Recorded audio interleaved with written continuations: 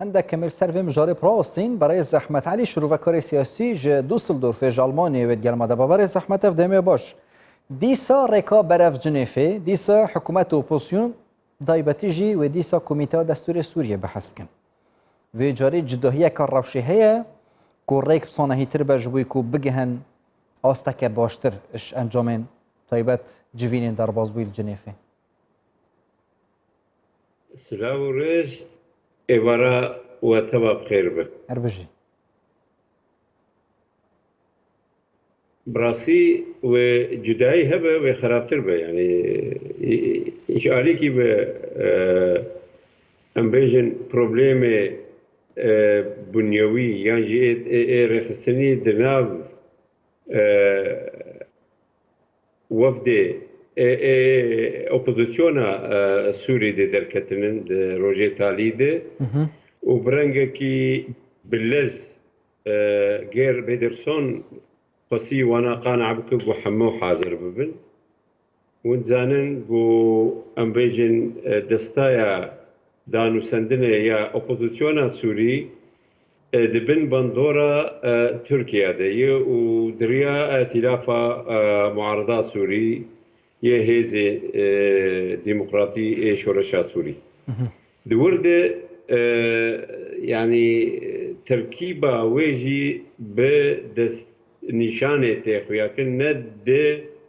امبيجن دهل بجارتنا مثلا وانس العبدي واوي بحددي كي اي منصه موسكو تمثيل بك سركشاوي وكي اي قاهره اجبر به كين رازيبون تشيبويه ناكوكي هاتن ودان و نامش عندنا بيدرسون جو وزير السعودية جو وزير فيصل بن فرحان جو وزير روسيا لافروف وهروها آلية نظام ديجيكي نظام سوري دبيجي من زورا وبريو ودبيهم بآمة بكن وتشتغو أو تسريوه دي حلة عسكرية نقا آشيطانية ومسألة أمبيجن تيروري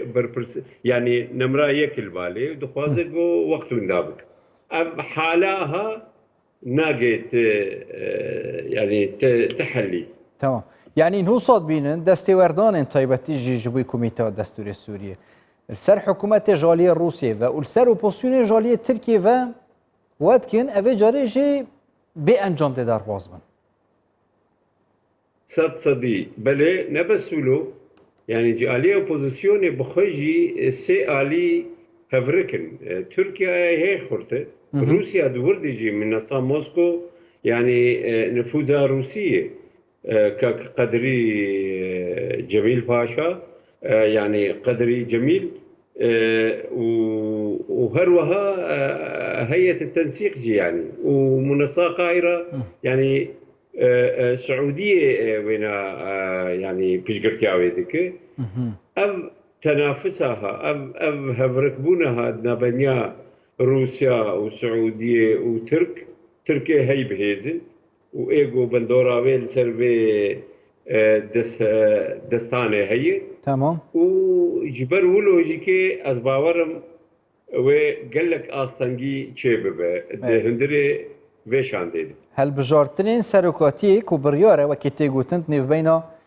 مها 4 و 5 بین انجام دان بریاوید وی کمیته دستوری حاضر بکبن ویسینه اگر او صابه او هل بجارتن خونه جبوی سوریا پیش روش أبغى نظام سوري حمو برياري ناملتوي بيش جهد خا وبيدك يعني جهنادي وهالبجارتني خا وشيبك دستور مستحيل حتى ويقاوي شيبه تمام نال سر هبل يعني أمبيجن نظام سر هبل ودبينا يعني قبولناكم لأوبوزيسيون جي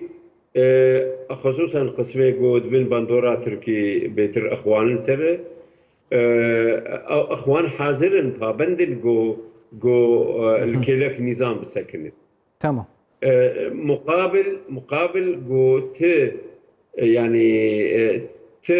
حلكي راستقيني يا سياسي دهندري سوري دي تشينبه واصلا تركيا جدسبيكا ازما سوري دي اوي او ام بيجن حراك وچالاكي سوري يه اشيتنا فكر عسكري وتندرو شاندن سوري وشرچب تمام يعني وانا ديسا بروبليما نمرا يك يعني ناهله جو تشببه وممكن افشان بجوهرتن تشببه او يعني قال لك كيف وكيما سيوي هنن يعني نونري كرداتي دتنا يعني جي جوهر سيمبوليه شكليه تبي بندوره نونري كردا بهالبجارتن دبي تكببه في لجنه دستوري ده ونونرين عربا جي الشرقي فرات نتلي كردا اوجي كي بجدار من جبرجو سيه صدي جعرده سوري دبندسي في اداره دبندسي في هرمي دي اداره تمام از بحث اداره نیو امریکا بکن پاتنا جو بایدن گورانکاریک لزک ده هبت چهار سریا سیاسی سوریه دیان جی ده همان سیناریو بدنگی اب تایبتی جی گلک جاره هبویه چه روجاوای کردستان بعد چجور سوریه گشتی بده هبت چل برانبری ترکیه بعد چل برانبری روسیه بعد تایبتی دم بيد تشجي البرانبري ايران وميليشيات وانا بتنافا سوريا ده بله بگمان و گوهرتن مزن جبو سوريا وبين ترامب سوريا وقت تكتيك ده حسبان جد سياسة أخذه وبيشجوه كرب والاستراتيجية العراق وترامب ده العراق ده بسر نكت يعني بايدن وتركيزه بكل سر سوري وبتنسيق بإسرائيل جو إيراني جي سوري درخه وتركيا جي سوري درخه يعني بندورة تركيا ده باكوري وروجافاي كردستان ده بيجي روجافاي كردستان وباكوري سوري بقشتي سياستها انه يا بايدن وطاقمه جودانية ايرو حمو قفا لسر سياسة أردوغان دخينن يا تشوت يا هوفانا ده حقي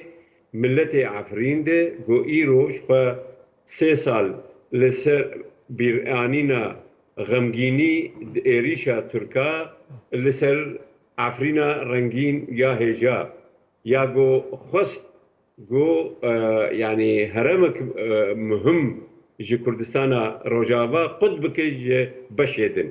وانا جي هول دي جو كوبان جي قطبك دريا عيسى ديش ونزان بنا بايدن بندورك وي قال لك مزن وهبه وافهافين ازباورم وهافين القرم بتسوري ده جبوغو سوري دبيرو باوريام ده كتي وي قوناغا جو عراق صالا نوتو يكي ونوطي دتي دبو شخد نوتو يكي ونوطي دي ونزانن برلمان كردستان چيبو حكومة كردستان اقليم هرما كردستان چيبو اعتراف الدولي بير چيبو از باورم كردستان روجافا وهرما ماجيكي ويتك في قوناغي دما ترامب ده بري ترامب عفوا بري دما بايدن ده باردون يعني تمام وبري بايدن وبيش بايدن وينوكب تمام برای زحمت علی شروع کاری سیاسی ج دوسلدورف ج آلمانی هندی المدا بونزور سپاس بو ويسر شعبه قال لك بخير